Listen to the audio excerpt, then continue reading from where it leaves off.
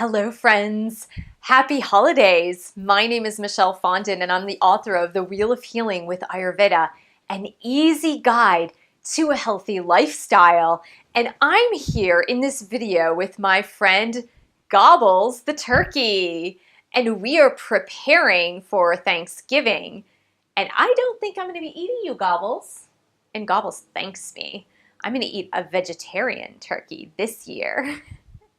In this video, we're going to talk about tips for no weight gain during the holidays, using a little bit of those Ayurvedic tips for healthy eating and other fancy tips to help you not gain weight during the holidays. Tip number one, a lot of the things that we drink bring about a lot of calories. When we drink our calories, a lot of times we don't perceive it. Have you ever gotten a venti frappuccino from Starbucks? And that thing is so tall, but you drank it in like 10 minutes because it was so good.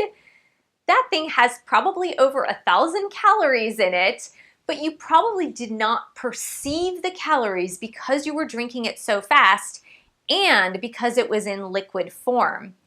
We can consume a lot of calories through our beverages that we don't even think about. Instead of drinking your calories, opt to eat your calories and drink only water. Now, alcohol, well, not all alcohol contains sugar. Much of it does, but it also tricks your body into thinking that more glucose is coming in, so it raises blood sugar levels, leaving you more hungry than before. Another downside of drinking alcohol is that it impairs your judgment and it fools you to believe that you're actually hungrier, and therefore your judgment is so impaired that even with a slight buzz, your judgment is so impaired that you tend to eat more food.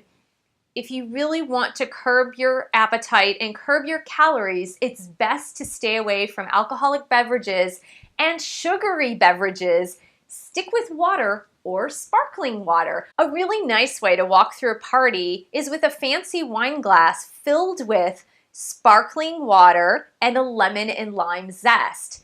Maybe add a splash of cranberry juice and no one will ever know that it's not a mixed drink or a wine spritzer. You'll know, and it'll be close to 0 calories, and you won't be gaining the pounds through your beverage consumption. Tip number 2. Eat normal meals throughout the day and schedule your meals. Often during the holidays, it's a free-for-all. There's a bunch of yummy food in the kitchen, and we like to nibble all day long at this yummy food that we normally don't have in the refrigerator and on the counters. I know that's the case in my household.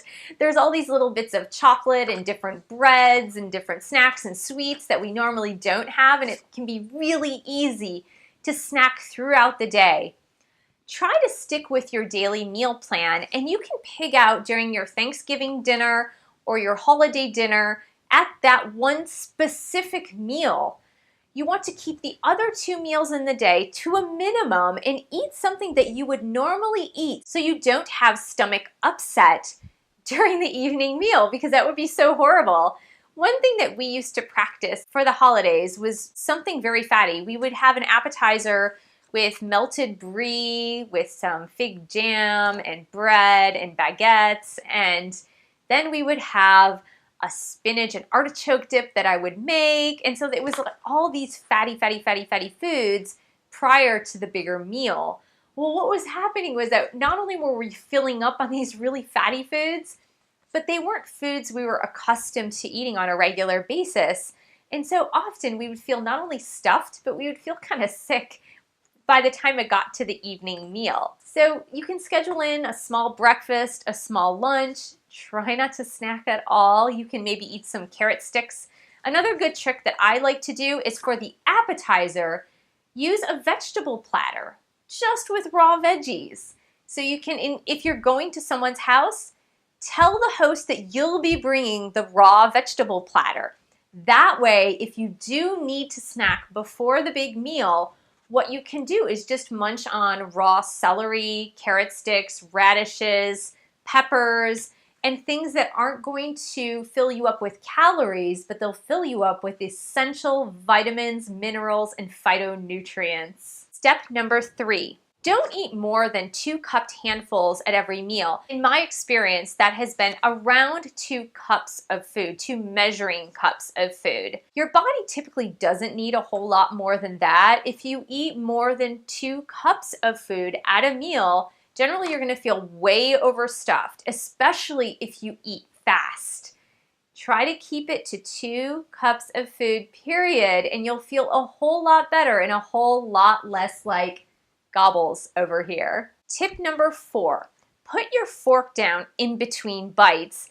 This can slow down the pace of your eating. Some families that I see a Thanksgiving meal or a holiday meal, they spend so much time preparing for the meal and cooking and preparing all these special dishes that by the time they get the table set and put everything out, so they're afraid that the food is going to get cold, and they sit down at the table. In about 5 to 10 minutes, they've finished their entire meal, and they have a tendency to overeat as a result. I know maybe you've experienced this too. I know I certainly have. But did you know that it takes about 20 minutes for your brain to register that you've actually had a meal? And when you're eating really, really fast, it still takes that same amount of time. It doesn't matter how fast you're eating.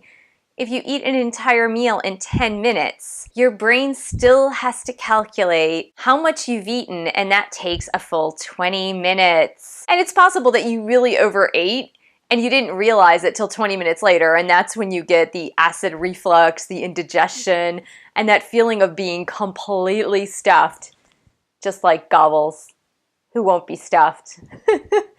He's looking quite plump though. Tip number 5 is mindful eating. This is an Ayurvedic tip, and it's as if you were taking a meal or eating as a meditation activity where you're really focusing on the flavors in the food, the sight of the food. Food looks really nice when it's presented nicely on the plate. The smells, the taste, the enjoyment of eating, and it's really being cognizant of what you are eating versus ignoring completely what it is on your plate because you're so distracted or you're over hungry and you tend to eat really fast. So this is really about being super mindful and recognizing what it is that you're eating. And I know you've probably done this in the past, maybe not with a piece of cake, but maybe something else. Have you ever been standing in the kitchen, for example, and you have a piece of cake there, and you're going about your activities, maybe doing the dishes, putting things away in the fridge, drying off the dishes, and all of a sudden you look down and you say, who came in here and ate my cake? Then you go around accusing everybody in the house, and you're saying, somebody came in and ate my cake. Who took this? Who took this piece of cake? And everybody denies it, and you go back to the kitchen and you think about it for a minute and you realize, I was the one that ate that piece of cake. But you were totally unaware because you were doing other things and you really didn't realize that you had been eating the cake the entire time. That is the opposite of mindful eating. So you want to stay focused and make sure that you're mindfully eating. Make it a little bit of a meditation. Tip number 6.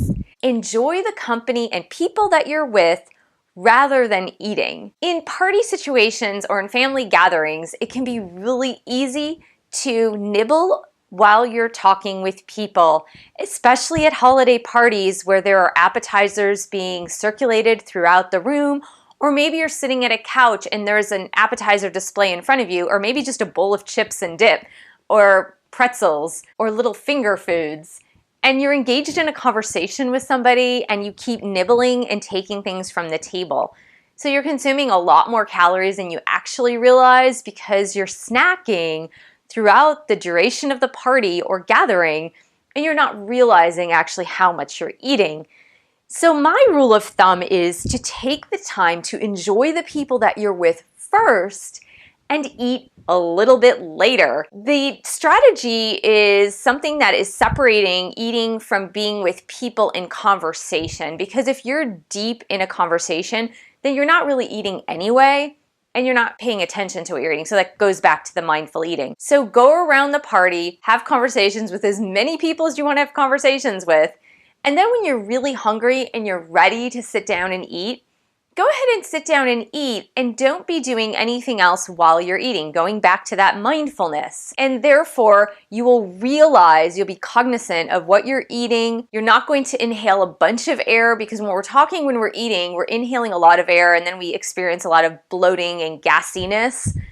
So you just want to chew your food, chew it slowly, be mindful of what you're eating, talk to the people before and after the meal.